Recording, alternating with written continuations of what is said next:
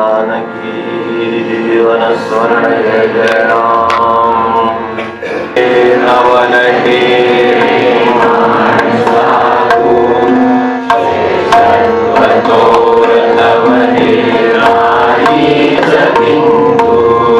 बुद्धि विवेक किती रे सरकार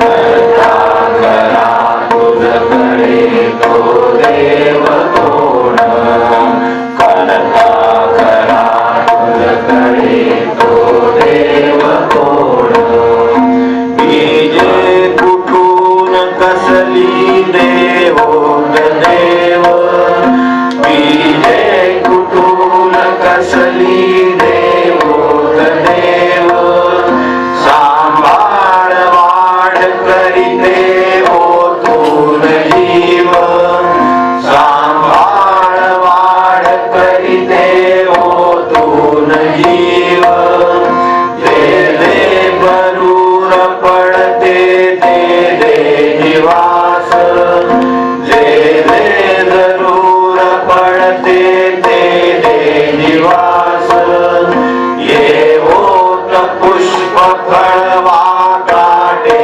तयास ये ओत पुष्प फळवा काटे तयास जे काय माणूस स्थिती वाढ्यास येते जे काय माणूस स्थिती वाढ्यास येते ते जाणून करीत जा कर्तव्य देते ते जाणून करीत जा कर्तव्य देते माझ्यातले नवले रे माणसा तू श्रेष्ठत्व थोरतवले नाहीच किंतु श्रेष्ठत्व थोरतवले नाहीच किंतु श्रेष्ठत्व थोरतवले नाहीच किंतु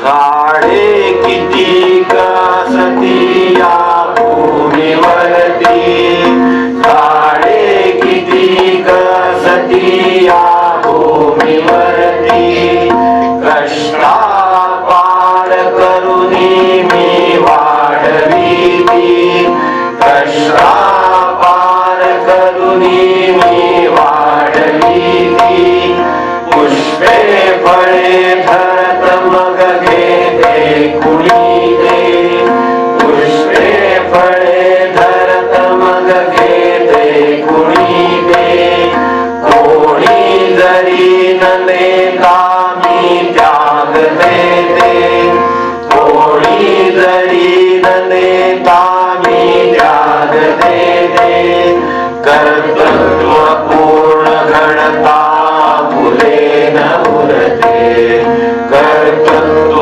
पूर्ण घडता फुले न उरते दिधल्या कुणा फळ खरा आनंद देते दिधल्या कुणा फळ खरा आनंद देते माझ्यातले नवलने रे माणसा तू श्रेष्ठत्व थोरतवले नाहीच किंतु श्रेष्ठत्व थोरतवले नाहीच किंतु भूमी जलात पुरवी सर्वास माया भूमी जलात पुरवी सर्वास माया आभाळ होत धरिते सर्वास छाया आभाळ होत धरिते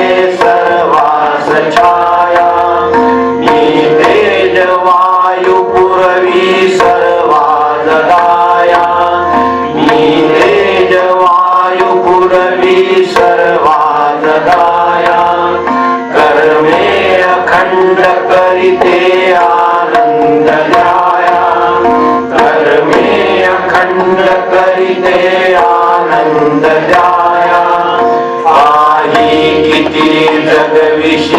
दुसऱ्यास प्रेमे काही किती जगविषयी दुसऱ्यास प्रेमे दुसऱ्या जीवा जगविण्या की होत कर्मे दुसऱ्या जीवा जगविण्या किती होत कर्मे माझ्यातले नवलहे रे माणसा तू श्रेष्ठत्व थोरतवहे नाहीच किंतु श्रेष्ठत्व थोरतवहे नाहीच किंतु श्रेष्ठत्व थोरतवहे नाहीच किंतु. माणसाच्या तक्रारींची जी सर्वसाधारण कारणं असतात, 10व्यापासून मुद्दाम एवढ्यासाठी बघितलं की वेळही कमी आला, तर त्यातलं वाट्याला आलेलं काम, वाट्याला आलेली माणसं आणि वाट्याला आलेली स्थिती, 10व्याच्या शेवटी ते आहे की ही सर्वसाधारणपणे तक्रारींची मुख्य तक्रारींना कारण काय होता. खरं सांगायचं तर तक्रारींची कारणं इतकी असंख्य आहेत की एक मिनिट लिहिलं दुसरी निर्माण होईल. कारण मुळात स्वभावाचा तक्रार आहे तर तो दुरुस्त झाल्याशिवाय ते काय होणार नाही. पण तरी सुद्धा एक सर्वसाधारण कार्याबद्दल, कामाबद्दल, हे काम दिलं तर ते हवंच वाटतं. बाहेर बसलेला जो आहे ना, ते दोन्याचं काम ते किती चांगलं आहे असं वाटतं. आपल्या वाट्याला आलेला कट्टा नको वाटतं. त्याला ते आलेलं आहे, त्याला वाटते घरात झोपा काढतात, निवांत दिवसभर असतात, कालच्या माणसांनी स्वयंपाक केला, मोकळी झाली, आम्ही तिथं किती आम्हाला करतो बाहेर आपलं आम्हाला माहिती. हे असं सगळं कार्याबद्दलचं आहे, ज्याच्या त्याच्या परिस्थितीत त्याच्या त्याच्याप्रमाणे. तेव्हा दुसऱ्याचं कार्य, दुसऱ्याची माणसं, दुसऱ्याची स्थिती ही सर्वसाधारणपणे आपल्याला तक्रारीचा मनाचा विषय असते असं लक्षात घेतलं तर या निरपेक्ष कर्तव्य या सगळ्या 10व्याचा अर्थ काय किंवा काय घेता येईल ते लक्षात येईल. ही कार्य, माणूस, स्थिती ही जी येते ही अशी कुठून तरी कुणाच्या तरी वाट्याला कशी तरी अशी कुठं येत नाही. कारण या सगळ्या सृष्टीमध्ये अत्यंत व्यवस्थित कार्यकारण भाव आहे. असं आंब्याच्या झाडाला फणसाचे फळं लागत नाहीत हे ठरलेलं आहे, त्याला फणस लागणार नाही. त्या ठिकाणी आंबाच लागेल तिथे फणसच लागेल, तिथे त्या फुलाला ते फुल यायचं ते कोरांटीचंच येईल, ते झाड त्याचं असेल तर त्याचंच येईल हे ठरलेलं आहे. तर त्यामुळे स्थिती, माणूस, कार्य ज्याबद्दल आपण तक्रार करतो याची जी बीज आहेत ही आज एका परीनं आपल्या कर्मातून आलेली आणि एका परीनं भगवंताने दिली. दोन गोष्टीने आली आहेत. ती आली कशी मुळामध्ये, ही जी स्थिती किंवा काय जे आलं ते आलं कसं, त्या 2 ठिकाणाहून आलेलं आहे. एक म्हणजे व्यवस्था म्हणून आलेलं आहे काहीतरी. कदाचित असंही असतं काही वेळा सर्वांसाठी काही गोष्टी कराव्या लागतात, तर त्याच्यामधला कदाचित काही भाग आपल्या वाट्याला आला असेल.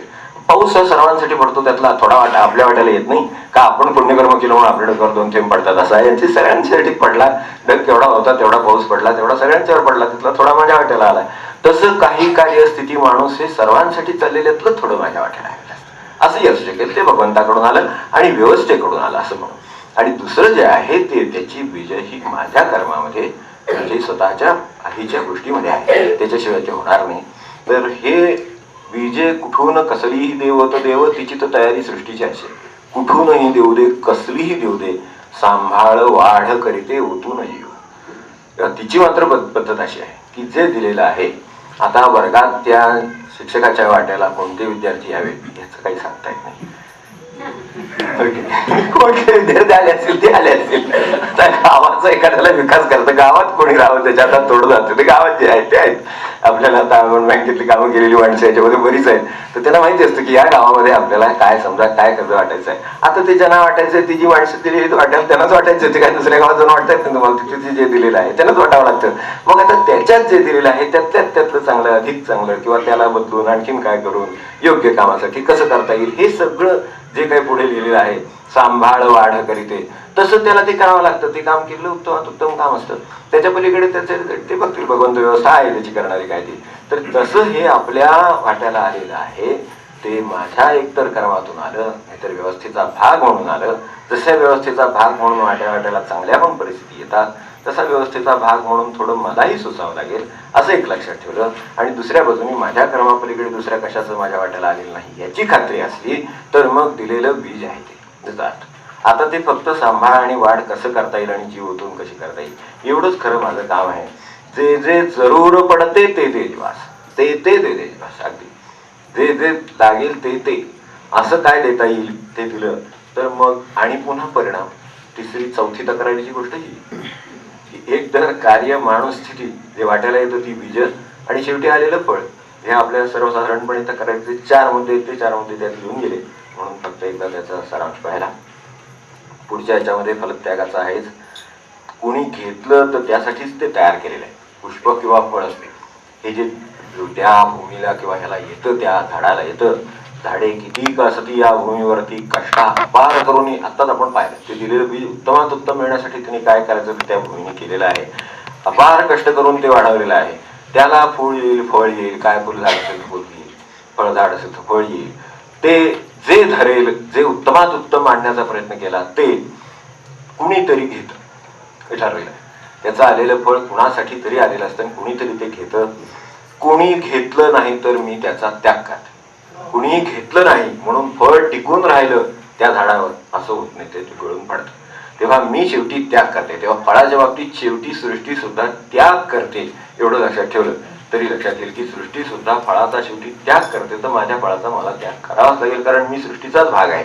जर सृष्टीच्या सुसंवादाने मला सृष्टीच्या आनंदामध्ये राहायचे तसं जर मला राहायचं असेल तर तिची जी पद्धत आहे त्यानुसार मला काम करावं लागेल.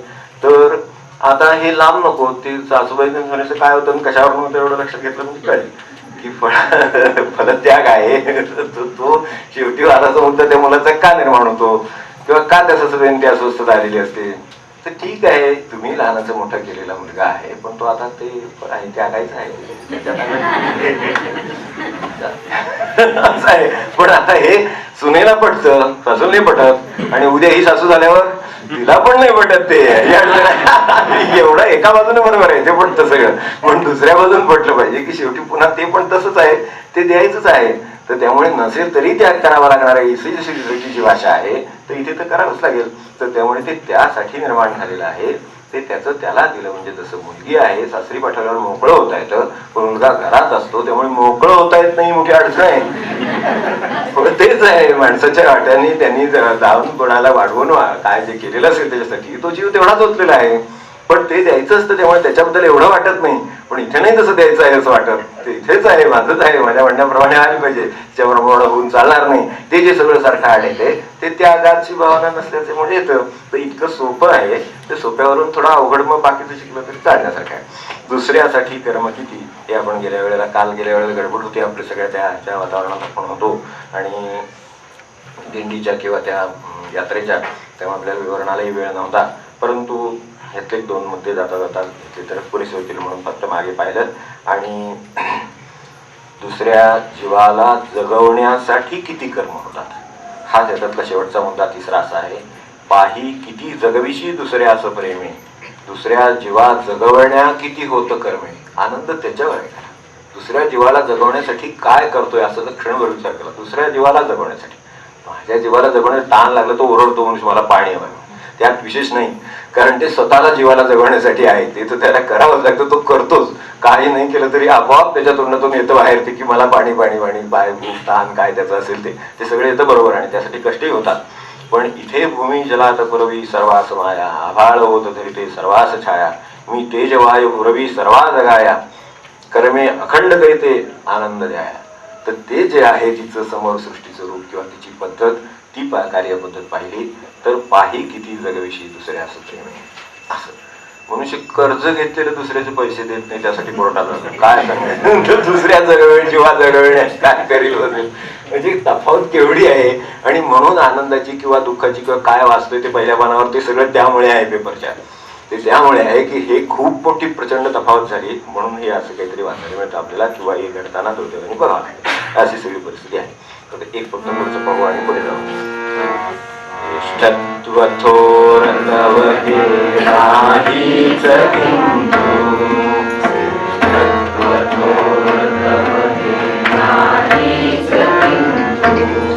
भूमी सपाट सुदे की डोंगराळ, भूमी सपाट सुदे की डोंगराळ, वाकोरडा दिसत सो विस्तीर्ण माळ, वाकोरडा दिसत सो विस्तीर्ण माळ, ओठे खोल खणता पाणी जीवन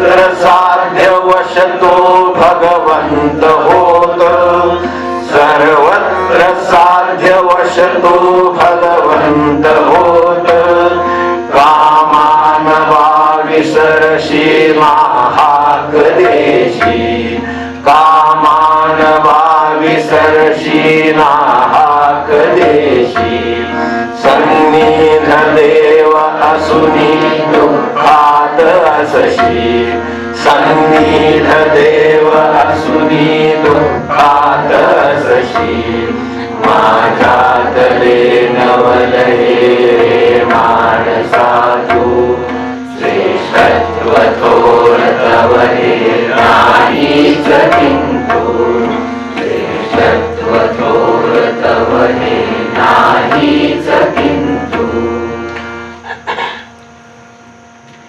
कुंभडी तीर्थावर जी मंडळी गेली असतील त्यांना माहिती असेल, आणि अनेक ठिकाणी गेलेली मंडळी आहेत हिमालयापर्यंत, त्यामुळे त्यांना काही फार सांगायला पाहिजे किंवा समोर ठेवलं पाहिजे असं नाही, पण आठवण करायला लागते शेवटी. जसं कुंभडी तीर्थाचं हे किती डोंगरावर त्या उंच कड्यावरती ते तीर्थ आहे, समर्थांनी काय कुबडी मारली म्हणून त्याचं नाव कुबडी तीर्थ म्हणतात वगैरे सगळं माहिती असेल आपल्याला. पण तिथे त्या इतक्या कड्याच्या टोकावर गेल्यानंतर दगडामध्ये असं जिवंत पाणी आजही वाहत आहे, अशी परिस्थिती आहे. अत्यंत चित्त शांत होईल असं पाणी कुबडी तीर्थावर आहे. तर हे डोंगराच्या टोकाला आहे, हे समर्थच होते म्हणून कुबडीचा आघात केल्याबरोबर पाणी आलं. आपण ठीक आहे, समर्थांच्या आहोत, असमर्थ असू द्यात, समर्थांच्या आहोत ना, कुठल्या तरी समर्थांच्या आहात ना, स्वामी समर्थांच्या असाल आणि कोणाच्या असाल, पण खणल्यावर पाणी लागेल एवढं नक्की भगवंताने ठेवलेलं आहे. तर खणणं म्हणजे सृष्टीला पाण्यासाठी हात देणं. साऱ्या भाषेमध्ये आपण सृष्टीमध्ये ज्या वेळेला जमीन खणतो, तर जमीन खणतो तेव्हा जमिनीला पाण्यासाठी हाक देतो आपण, आणि ती कशी ऐकल्याशिवाय राहील. फक्त आपली हाक नसते, आम्ही कमर्शियल असतो त्यामुळे किती फुटावर लागेल वगैरे आपल्या डोक्यात जास्त असते. तर त्याच्यापेक्षा ती हाक दिली असेल तर पाणी लागेल, आणि हाक दिलेलं देऊन लागलेलं पाणी आटायचं नाही. तर त्यामुळे तसंही तो भगवंत आटणार नाही कधी. तर ठीक आहे, थोडं माझे कर्म असे कदाचित जास्त करण्याची गरज असेल तर थोडं जावं लागेल आणखीन, पण पाणी ठेवलेलं आहे एवढं नक्की. डोंगराच्या कड्यावर टोकावर ठेवलंय, तर तिथं कुठल्याही जमिनीत ते खाली आहे, तितकंच माणसाला भगवंत जवळ आहे. फक्त त्यांना हाक देण्याची गरज आहे, तेवढे कष्ट करण्याची गरज आहे. ते जे भूमीत जो खणीत जातो, जो हाक देत जातो, त्याला जसं पाणी लागतं, तसं भगवंत कोणाचाही कुठेही कोणीही असला तरी त्यांनी जर हाक द्यायची ठरवली, खणायचं ठरवलं, म्हणजे थोडक्यात आपल्या मनाचा वेध घ्यायचा ठरवला, आपल्या ठिकाणच्या चैतन्याचा वेध घ्यायचा ठरवला, तर त्याला देव सन्निध आहे, सदा सर्वदा देव सन्निध आहे. बरोबर तो सन्निधच होत आहे, त्याला काय पर्यायच नाही, तो इतका सन्निध आहे. तर तो आपण मिळवा यापेक्षा काय आहे, आणि पाणी कसं मिळवतो ते बघून मिळवा एवढं सृष्टीकडून. म्हणून तो आनंद, भगवंत याचा अर्थच आनंद म्हणून त्याला आनंद नाव दिले. आनंद जवळ आहे तर आपण घ्यावा. श्रेष्ठत्व थोर तव हे नाहीच किंतु,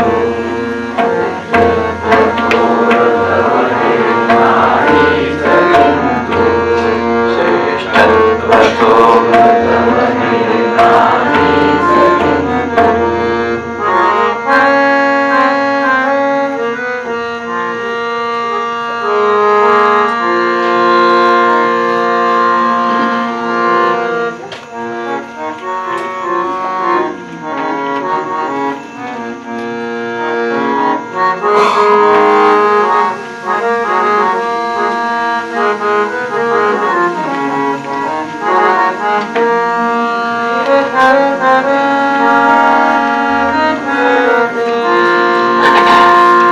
देण्याची काया उद्धरेन, देण्याची काया उद्धरेन, सदा संग छाया देई देवराया, सदा संग छाया देई देवराया, सदा संग छाया देई देवराया. उद्धरेन त्यानी केल्या हरी कृपा, उद्धरेन त्यानी केल्या हरी कृपा, आजी मार्ग सोपा ही सतसे, आजी मार्ग सोपा ही सतसे, ही सतसे, सदा संग छाया देई देवराया, सदा संग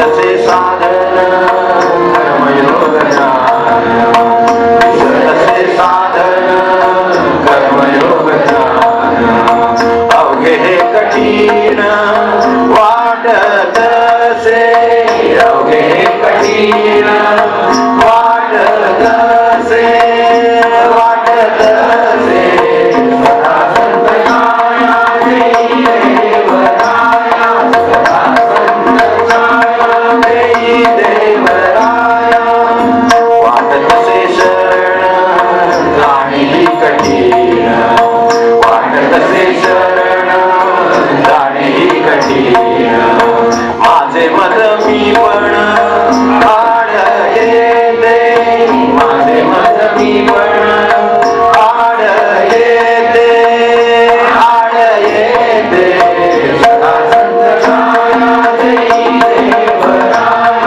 सदा संत छाया देई देवराया, आड येते त्याला सगुण उपाय, आड येते त्याला सगुण उपाय, सावली सिगाय संतांची या, सावली सिगाय संतांची या, संतांची या, सदा संत छाया देई देवराया, सदा संत छाया देई देवराया, संतांची आठाई अपार दया, संतांची आठाई अपार दया, दीनांतराया राखतील, दीनांतराया राखतील, राखतील,